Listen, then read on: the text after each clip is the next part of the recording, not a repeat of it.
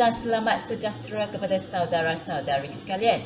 Saya berdoa supaya hadirat Tuhan bersama dengan kamu semua.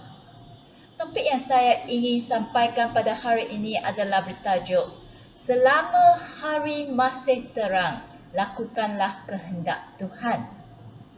Mari kita tengok buku Pengkhotbah 12 ayat 1. Di sini pengkhotbah berkata, oleh itu, ingatlah pencipta kamu semasa kamu masih muda, sebelum masa sengsara tiba dan kamu berkata, aku tidak menikmati hidup. Jika kamu ada sedikit konsep tentang buku pengkhotbah ini, penulisnya pernah berkata, segala sesuatu di dunia ini berlaku pada waktu yang ditentukan Allah. Pengkhotbah memberitahu kita, seumur hidup kita ada waktu atau musim yang berlainan. Ada waktu untuk melahirkan dan waktu untuk meninggal, waktu untuk menanam dan waktu untuk mencabut, waktu untuk menangis dan waktu untuk tertawa dan sebagainya. Ayat tadi menyatakan, ingatlah pencipta kamu semasa kamu masih muda, sebelum masa sengsara tiba. Ini bererti tak kisah kamu suka atau tidak, pada suatu hari nanti kita akan menjadi tua atau kesihatan kita akan merosot, atau kita tidak berupaya berjalan ke sana sini.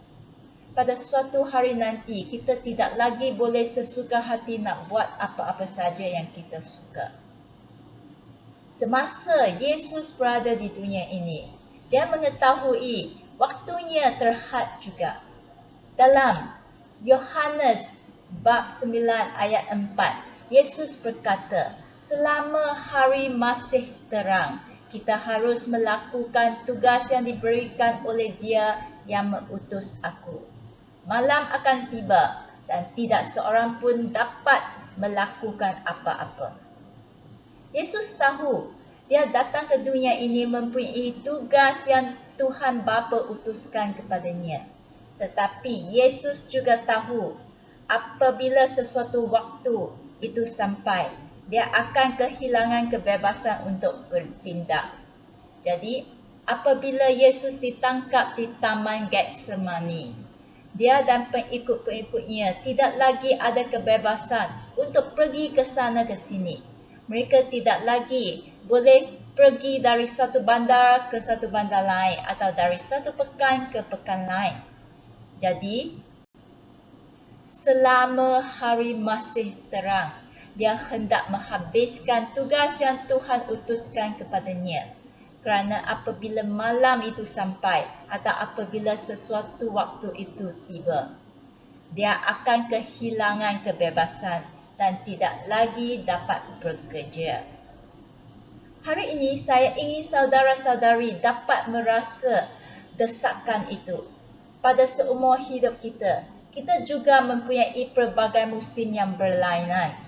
Selagi kita masih muda, selagi kita masih bertenaga, sebelum masa sengsara itu tiba, kita harus mengingati pencipta kita. Apa ertinya mengingati pencipta kita? Dia bererti melakukan apa yang Tuhan gemar atau apa yang merupakan kehendak Tuhan. Mengejar nilai-nilai yang sejati dan kekal dan bukan saja nilai dunia yang sementara sahaja. Kita tahu segala benda-benda di dunia ini akan berlalu dan hanya yang mengikuti kehendak Tuhan itu akan kekal abadi. Tuhan mempunyai kehendaknya yang begitu baik dalam kehidupan kita. Mungkin kamu akan tanya, saya tak tahu apakah kehendak Tuhan dalam kehidupan saya. Apakah yang Tuhan nak saya buat? Jika kamu betul-betul tak tahu, bolehlah tanya kepada Tuhan kita. Apakah yang Tuhan nak saya buat? Tanya kepada Dia. Apakah kehendak kau Tuhan? Jangan ikut suka hati kita sendiri dan jangan ikut apa yang kita sendiri rancangkan sahaja. Tanyalah kepada Tuhan kita. Tuhan akan membimbing kamu. Dalam buku Amsal bab 3 ayat 5 hingga 6. Di sini berkata, percayalah kepada Tuhan dengan sepenuh hatimu. Jangan bergantung kepada pengertianmu sendiri. Ingatlah akan Tuhan dalam segala perbuatanmu dan Dia akan menunjukkan cara hidup yang baik kepadamu. Ayat Alkitab ini memberitahu kepada kita, jangan bergantung kepada pengertian kita atau jangan bergantung kepada kebijaksanaan kita sendiri. Ingatlah akan Tuhan dalam segala perbuatan kita dan Tuhan akan menunjukkan cara hidup yang baik kepada kita. Sekiranya seseorang anak Tuhan betul-betul menanya dan meminta Tuhan untuk menunjukkan kehendak Tuhan, saya berasa tidak ada sebabnya Tuhan akan enggan membalas permintaan itu. Tuhan pasti akan menunjukkan kepada kita. Tetapi banyak kali Tuhan bukan bercakap terus kepada orang itu apa itu kehendaknya. Tetapi banyak kali Tuhan akan memberitahu kepada kita kehendaknya melalui mungkin Alkitab atau melalui doa kita, melalui church atau saudara-saudari atau pastor di gereja, atau mungkin pun melalui situasi yang kita alami. Kita harus juga perhatikan persekitaran kita dan telitikan apa yang Tuhan kita hendak lakukan atau sedang lakukan di sekeliling kita. Sekiranya kita berbuat demikian, banyak kali kita akan nampak apa itu kehendak Tuhan. Kita akan nampak Tuhan sedang bekerja di sekeliling kita. Jadi kita akan faham itu adalah kehendak Tuhan. Apabila kita nampak kerja-kerja Tuhan itu, berarti Tuhan mengajak kita untuk bersama dengan Dia untuk melakukan kehendak Dia. Roh Kudus juga akan menggerakkan hati kita dan menanamkan semangat dalam hati kita terhadap kehendak Tuhan itu. Tetapi banyak kali mengikut kehendak Tuhan akan menyebabkan kita terpaksa meninggalkan zon keselamatan atau zon keselesaan kita. Macam Musa. Apabila Musa bertemu dengan Tuhan yang berada di api yang menyala di tengah semak, hidupnya telah berubah sekali. Dia terpaksa meninggalkan zon keselesaannya sebagai seorang penggembala di tempat yang senyap sepi. Dia terpaksa meninggalkan kehidupannya yang aman di belantara Midian.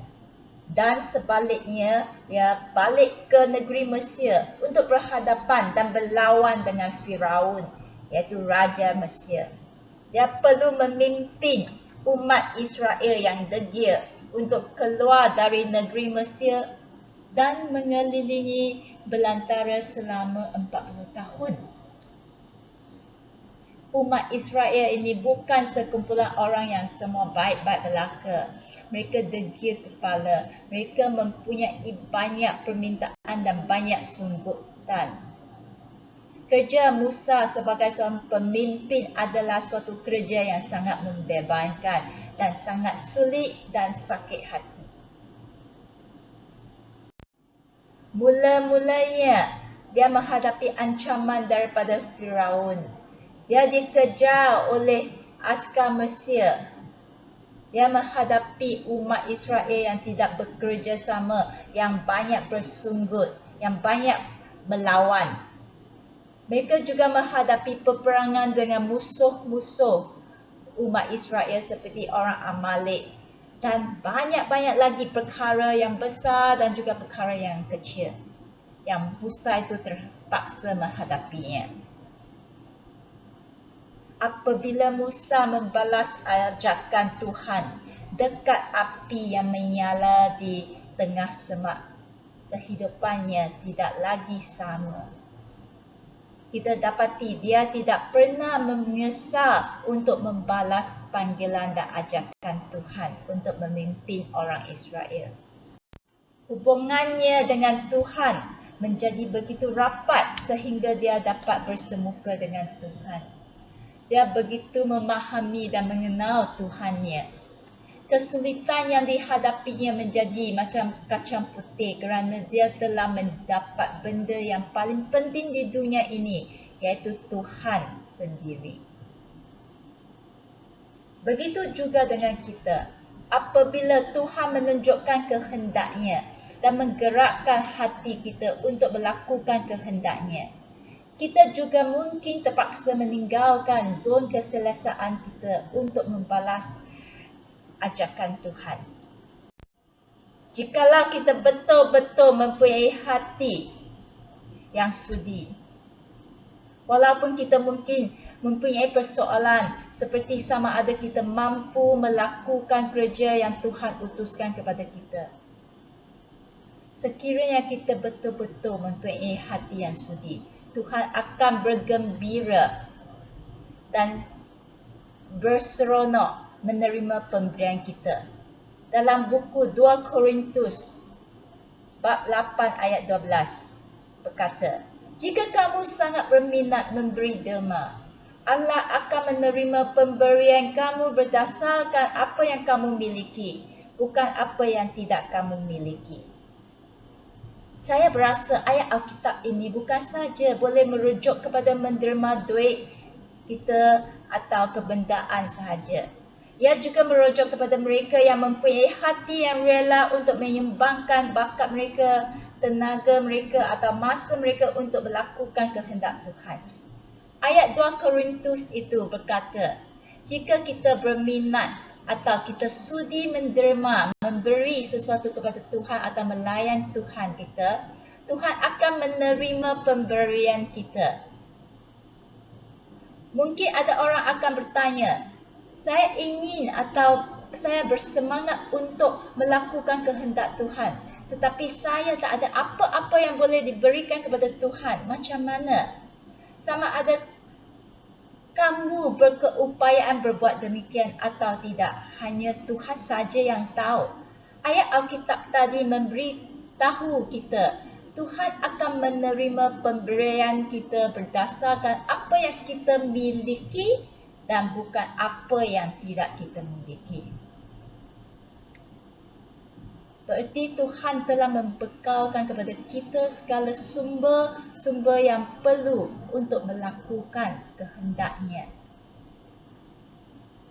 Apa yang kita ada adalah jauh lebih daripada apa yang kita anggap atau kita fikirkan.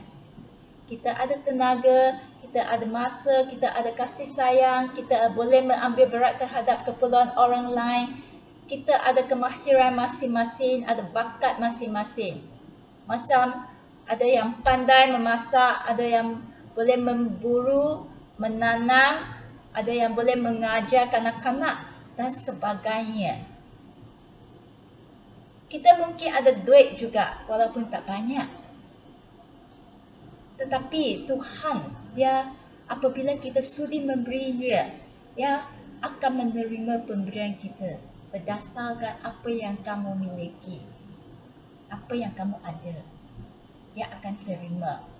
Dalam Markus bab 12 ayat 41 hingga 44 memberitahu kita di sini bercakap macam ini. Sewaktu itu Yesus duduk dekat peti persembahan di rumah Tuhan. Dia memerhati orang memasukkan wang ke dalam peti itu. Sebilangan orang kaya memasukkan banyak wang. Lalu seorang balu yang miskin datang dan memasukkan 2 keping mata wang tembaga yang sangat kecil nilainya. Yesus memanggil pengikut-pengikutnya lalu berkata kepada mereka. Dengar apa yang Yesus berkata di sini ya. Ketahuilah, balu yang miskin ini memberikan persembahan yang lebih besar nilainya daripada semua orang lain. Mengapa? Kerana semua orang lain memberikan persembahan daripada kelebihan kekayaan mereka. Tetapi balu ini walaupun dia sangat miskin, memberikan segala yang ada padanya. Dia mendermakan semua nafkahnya.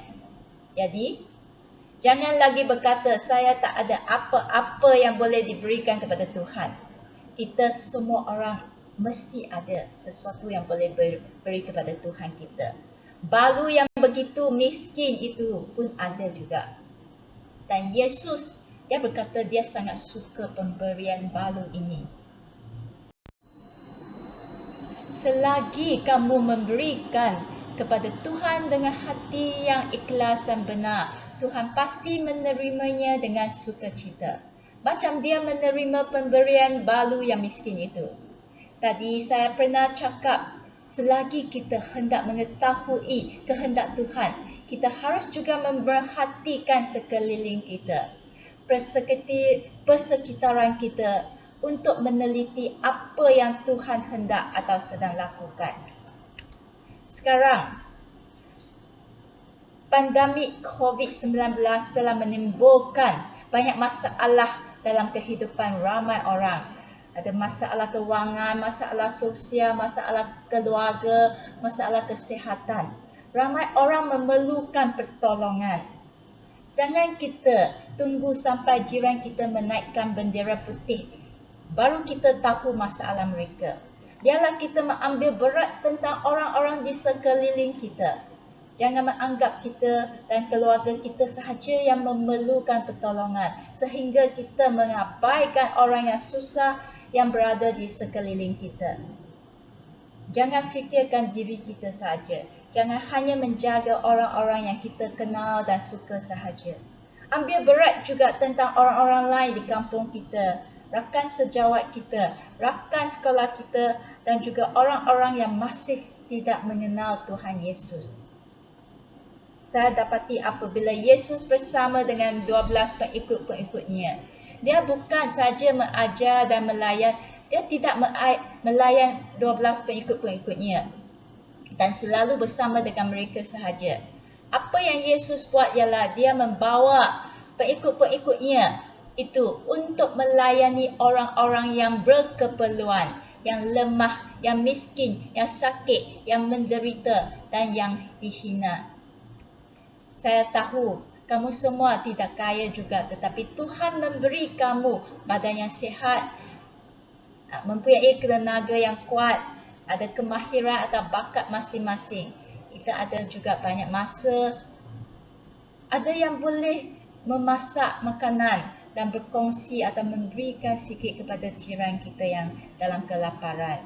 Kita boleh memburu babi hutan dan berkongsi dengan kawan sekampung kita. Kita boleh menolong memperbaiki rumah yang rosak. Kita boleh juga menghantar mesej kepada kawan-kawan yang mungkin ada masalah. Kerana sekarang ada SOP, kita tak boleh bercakap dengan dekat-dekat, tetapi kita boleh gunakan telefon atau mesej mereka untuk mengetahui keadaan kawan-kawan kita.